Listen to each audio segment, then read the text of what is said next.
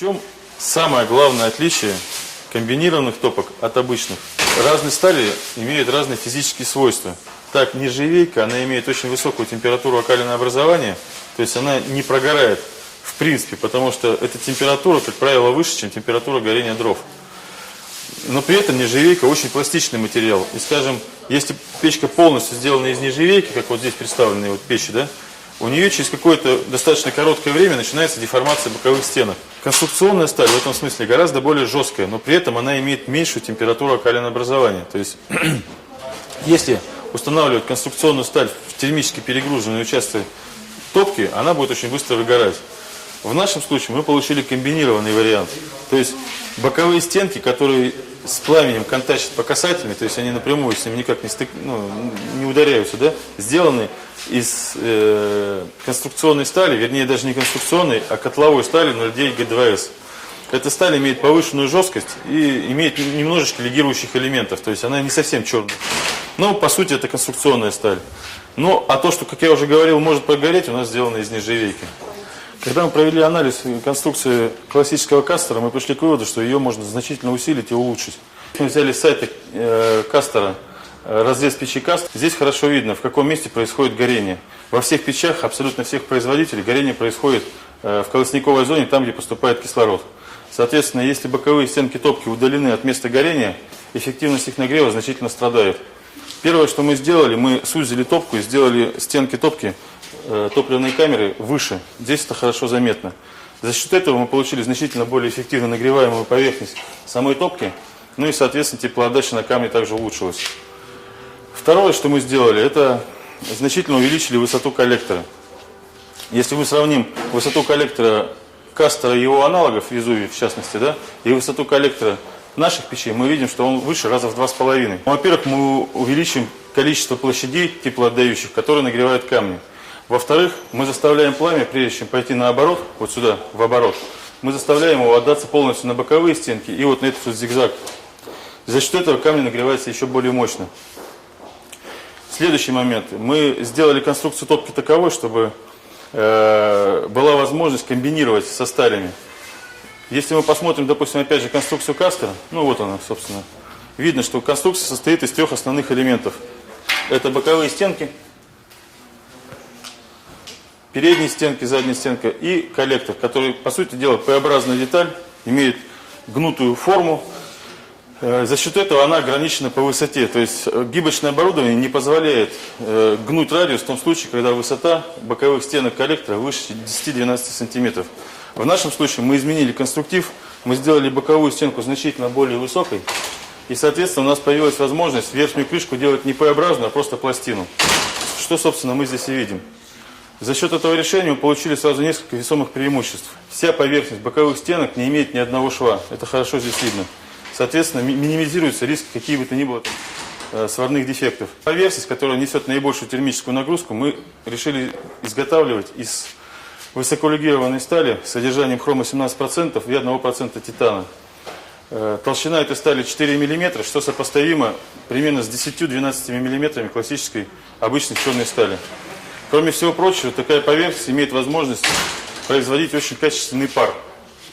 Подавляющее большинство современных печей очень быстро нагревает воздух, но для того, чтобы прогреть камни, необходимо время вне зависимости от конструкции топки. В нашем случае мы получаем возможность через полчаса уже получить нагретое помещение. Парообразующая поверхность разогревается за 15 минут до свечения. Соответственно, мы сюда можем поливать воду уже через 20-30 минут и получать неограниченное количество очень качественного пара. Мы рекомендуем нашим дилерам, нашим продавцам, в свою очередь, рекомендовать нашим покупателям зонировать расположение камней. Все, что касается вот утопленных камней слева-справа, мы их делаем, как правило, рекомендуем делать колотыми. Все, что расположено над парообразующей поверхностью, мы рекомендуем выкладывать галтованным камнем. За счет этого вода скатывается непосредственно на парообразующую поверхность, соответственно, мы получаем, как я уже сказал, большое количество качественного пара. Следующий момент, на который хотелось бы обратить внимание. Большинство печей, с которыми мы находимся в одной нише, с которыми мы, собственно говоря, конкурируем, имеют конструкцию также комбинированную, но там идет комбинирование не по марке стали, а по толщине стали. Таким образом мы видим вот, визуально достаточно большую толщину верхней части, но на самом деле боковые части там сделаны из 3, а иногда и из 2 мм, что на самом деле достаточно, ну, скажем так, небезопасно. Очень много печей, которые позиционируют себя как толстостенные, фактически ими не являются. То есть для того, чтобы понять, из какой стали сделана печь, достаточно взглянуть на ее вес. Неоднократно мне доводилось видеть, что печка позиционирует себя как толстостенную, но при этом весит 60 килограмм. На самом деле чудес не бывает. Тут можно легко разобраться и сделать вывод, что боковые стенки сделаны, скорее всего, из двойки либо из тройки. В нашем случае очень важный момент. Мы делаем боковые несущие стенки топки, а также переднюю и заднюю стенки из котловой стали 0,9 ГДВС. А все, что испытывает термический перегруз, это рассекатель и верхняя крышка, мы делаем, как я уже сказал, из нержавеющей стали. Кроме того, проведя испытания, мы пришли к выводу, что помимо верхней крышки, наибольшую термическую нагрузку испытывает рассекатель, как я сказал, задняя стенка. Именно поэтому задняя стенка у нас полностью изолирована и защищена П-образным таким вот каналом подачи воздуха в оборотную, ну, в смысле, в коллектор. Этим самым мы сразу достигаем 2 целей. Во-первых, мы защищаем заднюю стенку от перегрева, а во-вторых, мы обеспечиваем отличный дожиг уходящих газов. Хорошо видно, что из трубы идет уже практически не дым, а легкое марево. Это говорит о том, что все, что могло сгореть, остается в топке. Это очень важно. После того, как мы сделали нашу топку, испытали ее и убедились в том, что она действительно значительно более мощно нагревает теплоотдающие поверхности топки, мы поняли, что нам потребуется защита боковых стенок, а также задней стенки от перегрева. Речь идет о том, что конвектор, который мы вот здесь видим, при такой температуре, которую обеспечивает наша топка, скорее всего, очень быстро начинал бы темнеть.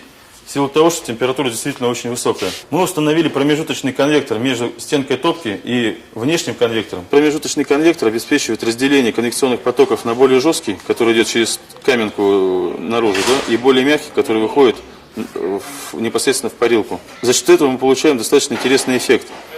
Жесткий поток подсушивает камни, еще более их нагревает, а вот здесь можно находиться на расстоянии 20 сантиметров без риска обжечься. На задней стенке аналогично защита стоит между стенкой конвектора, соответственно, и топки. Там вот такое разделение дает очень интересный эффект. Тот конвекционный поток, который более жесткий, он направлен сразу вверх. И он подхватывает пар, образующийся на парообразующей поверхности, и забрасывает его к потолку. То есть профессиональные банщики это очень высоко ценят. То есть считается, что правильно, когда пар находится вот где-то под потолком. То есть что не по всей парилке, а вот где-то там. И потом его уже берут вениками и непосредственно отпускают на парильщик.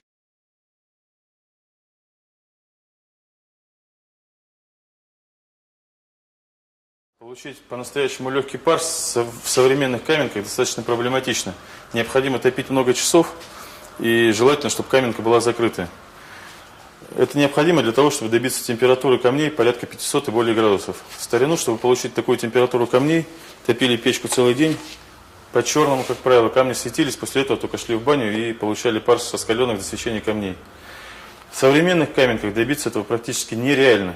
Но есть возможность получения пара с нержавеющих поверхностей, которые, естественно, разогреваются значительно быстрее, чем камень, и которые при испарении воды не добавляют никаких примесей в воздух. Когда мы разрабатывали нашу печку, и когда у нас появилась возможность скомбинировать топку, как я уже сказал, мы сделали верхнюю пластину из нержавейки, причем из нержавейки, которая содержит не 13, как у всех хрома, а 17% хрома. Она светится через 20-30 минут после уже затапливания. Температура самой поверхности превышает 700 градусов.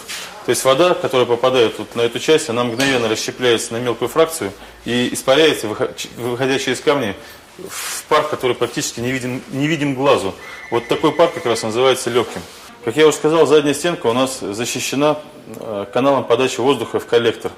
Если посмотреть у аналогов, и у Кастера, и у Везувия, и у Кирасира, там вырисовывается очень интересная особенность.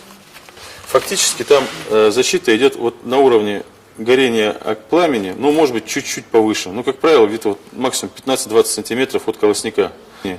На мой взгляд, это такое лукавство, потому что основная температура происходит в зоне поворота пламени, то есть вот в верхней части задней стенки, где пламя ударяется и начинает идти наоборот. Это раз. Второе, естественно, через такой канал подачи воздух сюда не попадает, он остается вот здесь. И дожигание происходит не в коллекторе, а вот в зоне, по сути дела, топливной. Мы решили все-таки эту ситуацию исправить, и мы сделали вот этот канал подачи на всю высоту задней стенки. За счет этого, ну, как я уже сказал, здесь происходит эффективный дожиг, а задняя стенка не испытывает никаких перегрузов. Хотелось бы еще обратить внимание на нашу дверку. Она вроде бы такая очень простая с одной стороны, с другой стороны она очень эффектно смотрится при эксплуатации печи. У меня самого стоит такая печь, и в момент, когда происходит горение, логотип вместе со стеклом, ну, очень красиво смотрится. Вот это наверняка ценят женщины в первую очередь, потому что, ну, вот у меня все гости, которые приходят, говорят, ну, здорово, классно. А эстетика в наши дни – это достаточно важный фактор. Если посмотреть под дверку, мы видим специальное оборудование, воздухоподающие щели. Печка очень мощная. Примерно через полчаса после ее затапливания температура в парилке, как правило, уже достаточно высокая. В этом случае мы полностью закрываем зольник, и за счет воздуха, подающегося через верхние вот эти отверстия, горение сохраняется стабильным, но при этом нет вот этого реактивного, что называется, горения, которое очень быстро вылетает. Во-первых, это расход дров значительно увеличивает, во-вторых, это значительно более быстрое закипание воды, если стоит самовар. Ну и в-третьих, это просто уменьшение ресурса печи, совершенно ненужное. За счет вот этого решения мы обеспечиваем, как я уже сказал, более экономичную и более долговечную работу печи.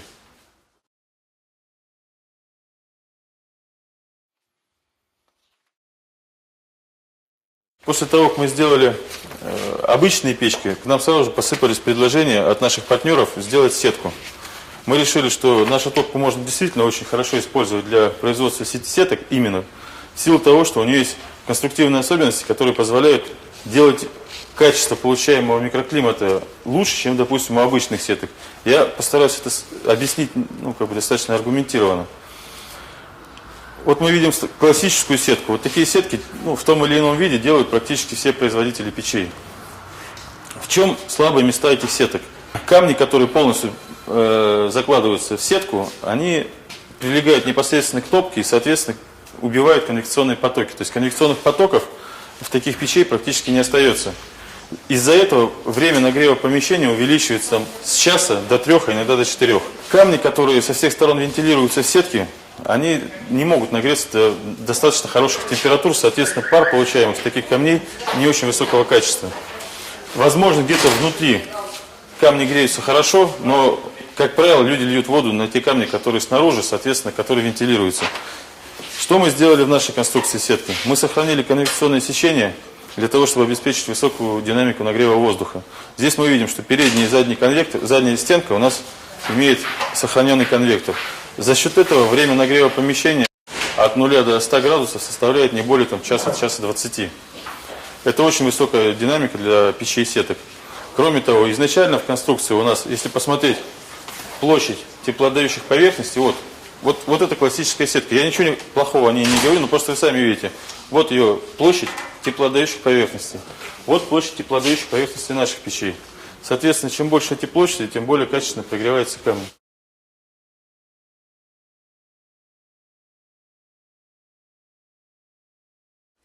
Следующий момент.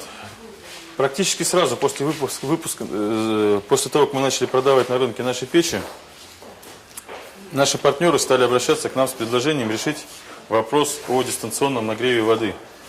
Именно потому, что 21-я печка имеет вертикальную компоновку, установленный на нее бак делает уже неудобным залив воды, и, соответственно, далеко не в каждой парилке он подходит. При этом людям нравится то, что вот компоновка вертикальная, то, что она стройная, очень такая эффектная, но невозможность установки бака практически останавливала людей от принятия решения о покупке. Решение здесь на самом-то деле есть, конечно, оно не нами придумано, это так называемые регистры-теплообменники. Какие бывают возможные варианты регистров теплообменников? Первый вариант – это регистр, который устанавливается на боковую стенку и нагревается за счет, соответственно, одной из стенок топки.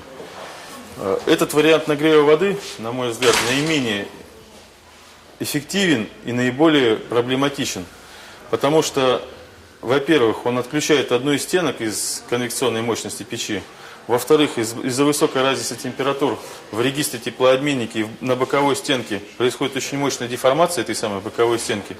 Как правило, ее вдувает внутрь топки, и таким образом мы получаем значительное сокращение поверхности, соприкасающихся с регистром, соответственно, скорость нагрева воды в этом случае значительно падает, и время для нагрева бака воды увеличивается до нескольких часов.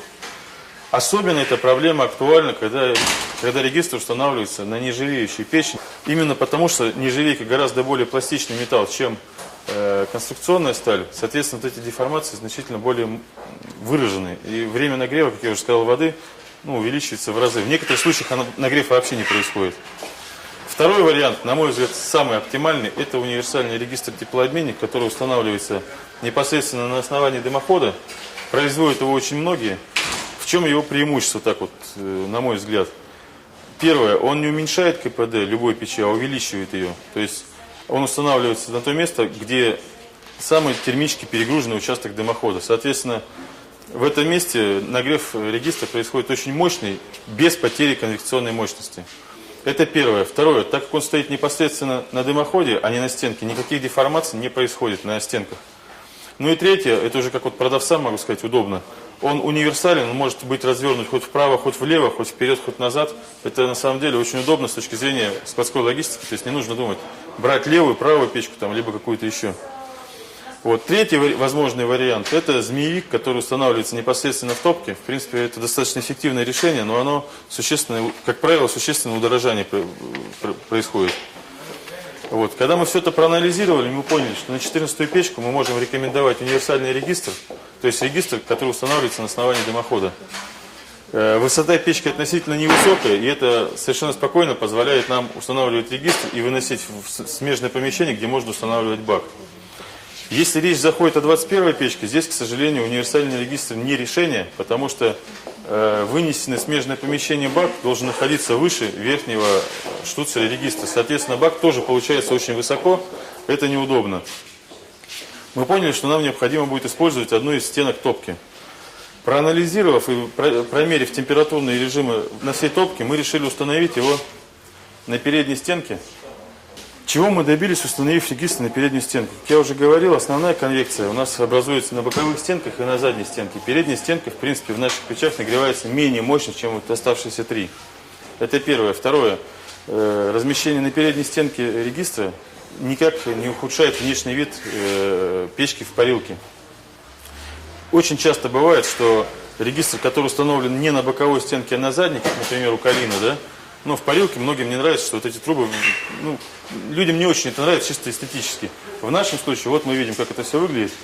Чтобы было понятно, да, вот эта передняя стенка разделительная между комнатой отдыха и парилкой. Здесь еще остается достаточное количество места для того, чтобы нормально все стояло. Почему мы сейчас активизируем свою деятельность по продвижению именно дистанционного нагрева воды? На любой печке, неважно чего производства, и на наших, и на любых других, бак-самовар рано или поздно закипает. Это 100%. Варианты решения, конечно, есть. Там некоторые часть воды сливают, разбавляют холодной, некоторые полностью сливают, у кого бак потолще, помощнее. Да? Но в любом случае это не есть хорошо. То есть, когда бак с водой вынесен в смежное помещение, это, во-первых, значительно большую площадь каменки, доступной, увеличивает, да? И исключает тот самый сырой пар, как так называемый тяжелый пар, который идет от кипящей воды в парилке, он, конечно, ломает микроклимат сразу.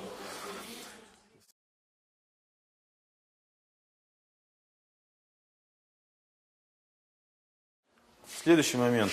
Уже в этом году мы запустили первые печи отопительные. Первая печь называется «Сибирячка».